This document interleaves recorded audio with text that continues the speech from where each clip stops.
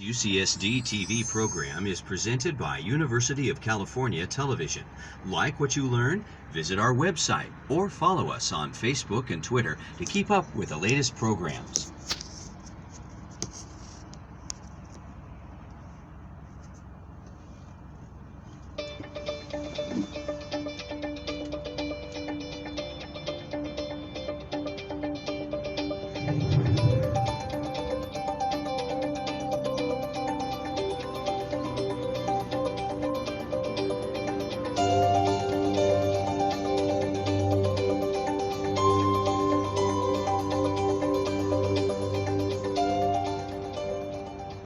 I realize that many of you in the audience are familiar with much of what I shall have to say.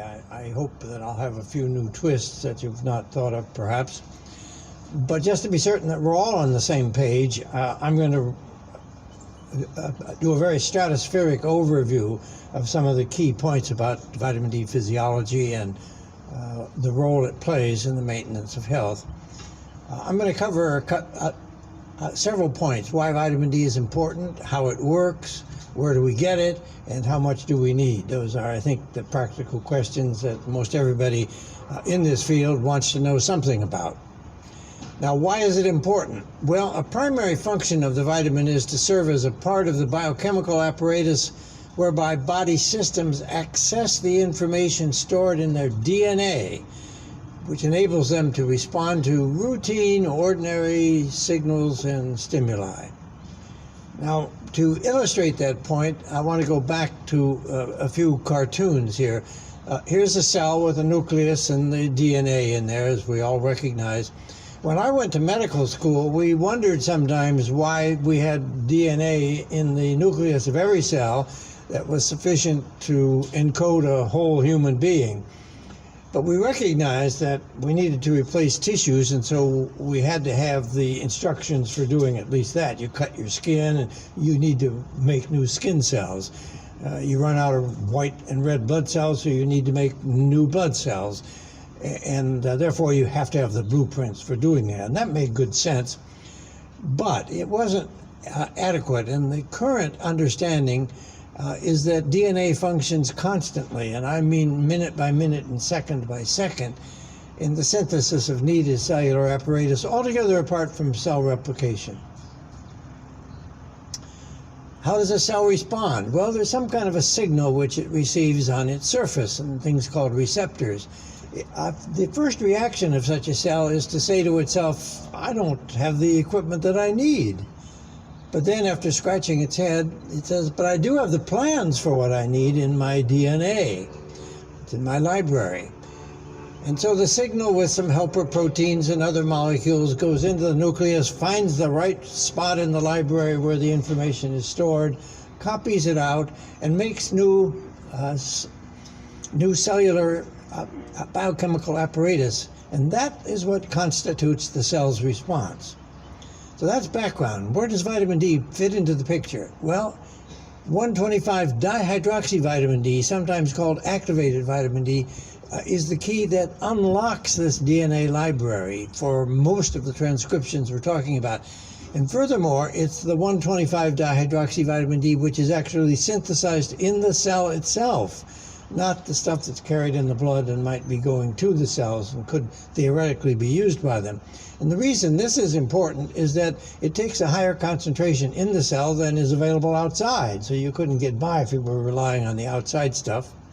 And furthermore, this allows tissue specificity, so that if it were dependent upon the bloodstream hormone concentrations, you would get all your tissues activated at the same time. Whereas if it's specific to the tissue concerned, then that's where the action is. Now, a consequence of this way of acting is that in the absence of adequate vitamin D, none of our body systems works well, because they all need it. And as another more concrete example, vitamin D, as everybody who takes a basic nutrition course knows, is necessary for the body to absorb enough calcium from the calcium in the food we eat. And I'll come back to this in a moment because of a point that it illustrates.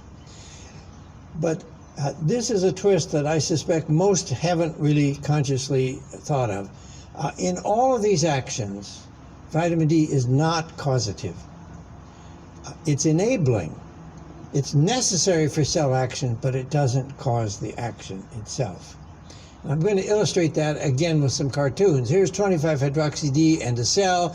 The 25 is outside. It also diffuses inside, so it's available to the cellular apparatus on the inside. Now, what happens under those circumstances? Nothing. The 25-hydroxy-D is there, the cell is there, but the cell isn't doing anything. When a stimulus comes along, and that could be a bacterium that's being encountered by a macrophage, or it could be a mammary ductal cell responding to a hormone, it could be any number of different normal signals. The 25-hydroxy-D gets converted to 125 in the cell itself, and that then enables a proper response. And by proper, I mean proper to the tissue concerned, such as if you're an islet cell, then you're involved with insulin secretion. If you're a macrophage, then you want to attack bacteria. If you're a smooth muscle cell in the wall of an artery, then you're concerned with appropriate contraction for the maintenance of blood pressure. These are the tissue-specific actions which are going to be dependent upon an adequate concentration of vitamin D. But again, I stress, with no stimulus, there's no response. The vitamin D itself doesn't force that response. Now, what happens when there's some vitamin D but not enough? Well, the size of the response shrinks. Just that simple. You still get the response, but until you're very severely depleted, you don't get as much, and then of course you don't get any at all. So here's an example of the effect with respect to calcium absorption. The absorption fraction for an ingested calcium loads on the vertical axis, and the vitamin D status is on the horizontal axis with 80 nanomoles or 32 nanograms per milliliter right there at the inflection point. Now you'll see there's kind of a threshold effect there, and what that means is once you get up on the threshold, physiological regulation of absorption is no longer limited by or dependent upon vitamin D availability. There's enough vitamin D in order to allow the body to regulate the way it wants to. It can upregulate, it can also downregulate. Downregulate's important. That's an indication that the vitamin D isn't causing the absorption. It is simply permitting it, enabling it. You can also do that same kind of regulation at an inadequate status, but quantitatively you can't increase as much. There just is not as much room. You don't have the capacity to go further. I remind you, and this has been implicit in this morning's presentation so far, that vitamin D comes in two forms. This is the form from mushrooms that Dr. Halleck spoke about. This is the form that we make in our skin, and this is what all animals primarily depend upon. We've seen this, and I don't have to go into any detail here. Ultraviolet B radiation is responsible for making pre-vitamin D3, and that in turn changes into D3, which goes into the bloodstream. And in the canonical scheme of things, that D3 was 25-hydroxylated in the liver, and in the endocrine side, it is further hydroxylated at the kidney, and this is the hormone calcitriol, which circulates in the blood and has an effect in this case on the gut to increase the apparatus that's necessary for the active absorption of calcium from food. Now, that's kind of as far as it goes, and it's important to stress that 25-hydroxy-D is what we use in the field as the functional indicator of vitamin D status. Now, we've recognized several years ago that we have to expand this scheme substantially. It still works. There's the kidney producing the signal that goes to the gut, but there's also this conversion of 25-hydroxy-D in all of the peripheral tissue cells, the ones that I spoke about a moment ago, in response to various specific cell signals. And this constitutes the lion's share of the vitamin D consumption in the body every day. This is where most of it's going. This takes only a small fraction of the vitamin D that we get. And even with a moderate degree of inadequacy, we can usually compensate by increasing parathyroid hormone secretion in order to deal with a relatively low concentration of 25-hydroxy-D. Now, where do we get it? Well, we've seen the sun. I don't have to talk about that any further. And Dr. Hollick indicated that we may be getting more from meat than we had once thought. We get a certain amount from pills. You add all these together, that comes into 2,000 international units per day. And you'd say, well, that's a lot more than we used to think we needed, so we must be getting all we need. Fact of the situation is we need twice as much, 2 to 3 times as much.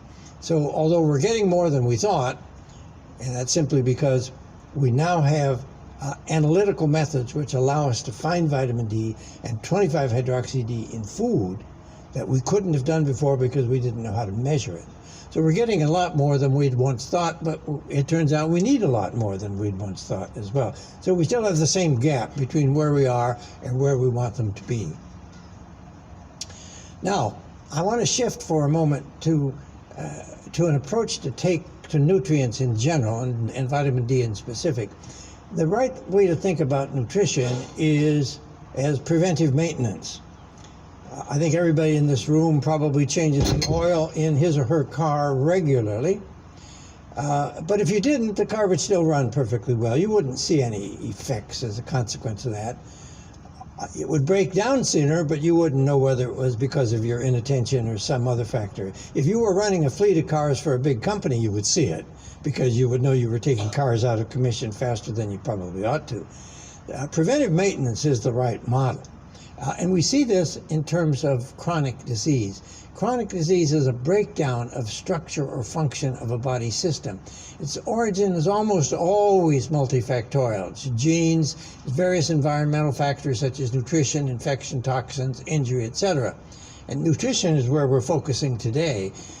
The body has mechanisms to repair this damage or to fight it right when it occurs. And vitamin D is an essential component of many of these mechanisms by precisely the cellular activity that I just showed you a moment ago. Low vitamin D status impairs this protective or reparative ability so that our body systems break down sooner. That's what that message is. We see this in a sense diagrammatically. Demographers say that the theoretical human mortality curve has an average life expectancy of about 85 years. And 2 standard deviations takes you down into the high 70s or up into the low 90s, and that's about it. Whereas in the industrial, and so theoretically, we all ought to be alive until we begin to fall off the cliff here in the mid to late 70s. But in the industrialized nations, we have this kind of a mortality curve. That's partly due to not wearing seatbelts, partly due to guns in the U.S., partly due to smoking, et cetera, but partly due to malnutrition.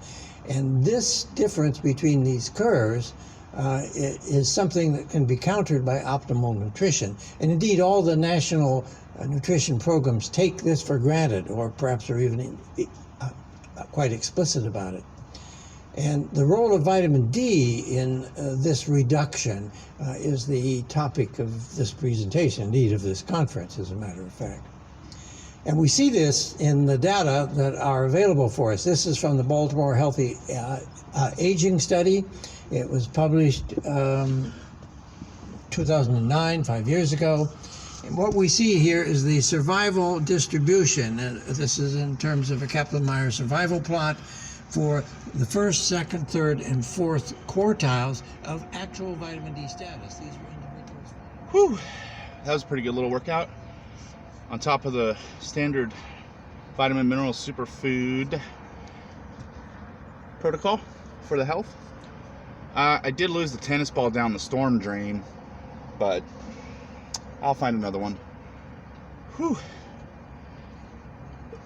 Anyhow, guys, I'm gonna get out to work, try to make some money, head over to campus, might do a couple more campus tours, see what we got going on. Don't forget to wash your hands. Stay safe if you want optimal health. It's a beautiful day. Southern California, we got sunshine, vitamin D. Make sure you combine that with proper exercise to maximize your health, build your immune system strong. All right, moving forward, if anybody wants to help out with the college fund, call me maybe, or there's a donation button in the link. I will be applying for admissions and looking at programs, scholarships, loans, etc. but it's going to take a lot, especially if we want to advance medical science, applied science, technology, scientific research, humanity. It's going to take a lot. Have a nice day. Enjoy the Easter weekend. Corona Bri, out.